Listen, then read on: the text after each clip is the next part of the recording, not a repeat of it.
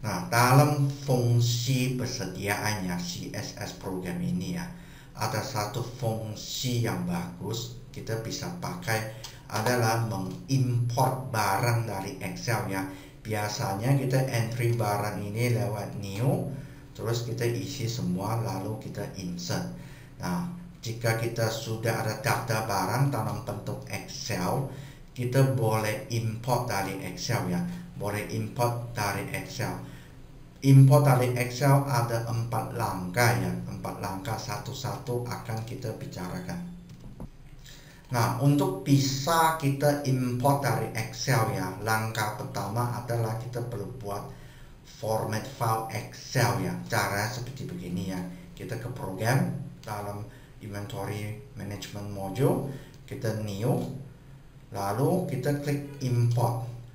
Nah, kita perlu bentuk file Excel ya. Jadi kita pakai default ini untuk bentuk satu file Excel. Sistem akan bentuk satu format seperti begini. Lalu kita export file ini ke Excel. Export. Terus saya isi nama file saya ya. Item import. Lalu saya klik Excel. Ya, dengan demikian saya sudah ciptakan satu file Excel di sini ya, di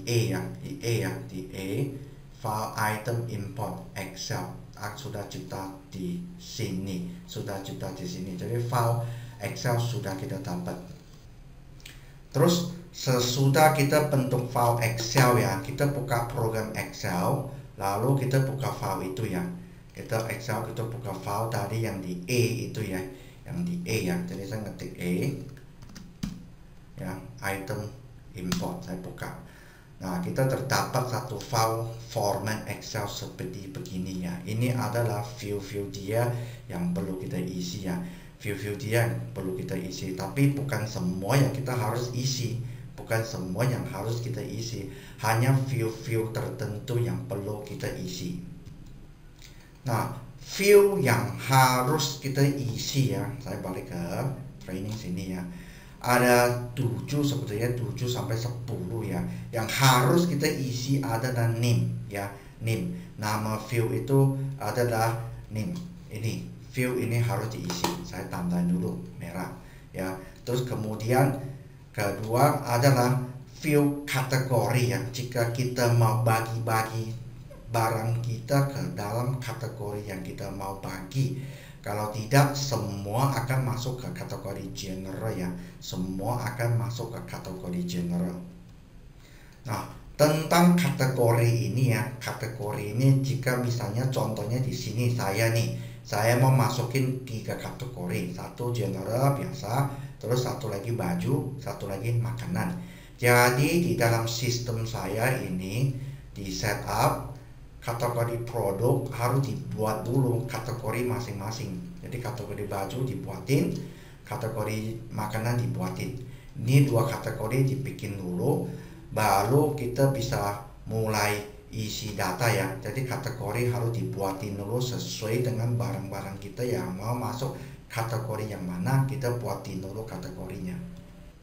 Nah, sesudah kita siapin kategori dalam sistem kita untuk menerima import barang ya, kita sudah bisa mulai isi barang di dalam Excel ini ya. Kita mulai dari nama ya. Misalnya ini semua pakai huruf besar ya. Nama, harga beli katakan pakai 150.000 ya, 150.000. Dan harga jual 200.000 ya. Unit saya tidak isi. Lalu current quantity adalah stok yang ada mau diimport. Katakan ini ada 25 stok ada mau diimport. Lalu saya pindah ke item code. Nah, jika kita ada kode barang kita mau diisi untuk diimport, isi di sini. Kalau tidak, dikosongin biar sistem yang isi. Ini saya masukin A002 ya.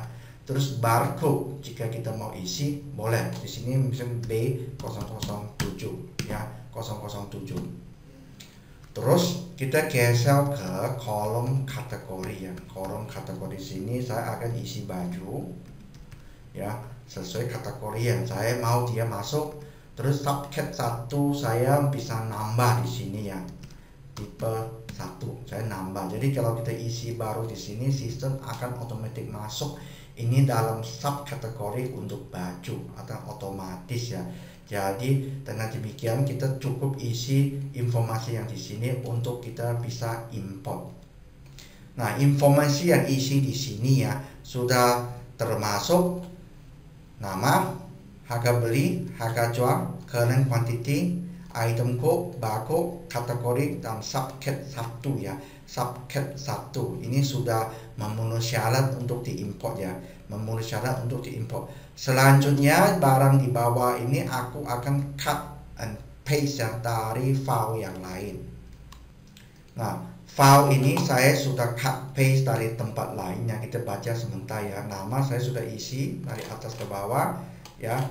Terus kemudian harga beli saya juga isi, sebagian saya nggak ada, sebagian besar saya ada. Dan harga jual saya sebagian besar saya ada. Terus lalu current quantity ya, stok yang mau diimport dalamnya sudah saya isi.